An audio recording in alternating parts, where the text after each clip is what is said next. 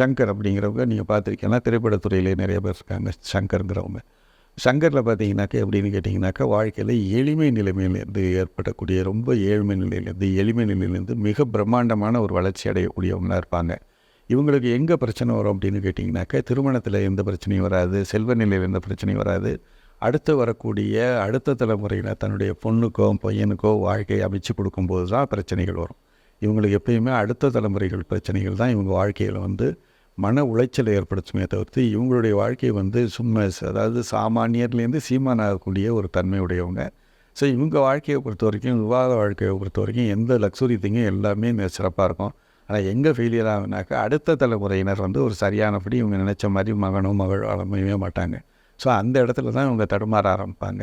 இதற்கு என்ன பண்ணணும்னு கேட்டிங்கனாக்கா, பேருனுடைய பிறந்த தேதிக்கு ஏற்ற மாதிரி பேர் அமைச்சு அவங்களுக்கு கொடுத்துட்டாங்கன்னா அவங்க சிறப்பான வாழ்க்கையை தன்னை போல் அமைச்சுப்பாங்க.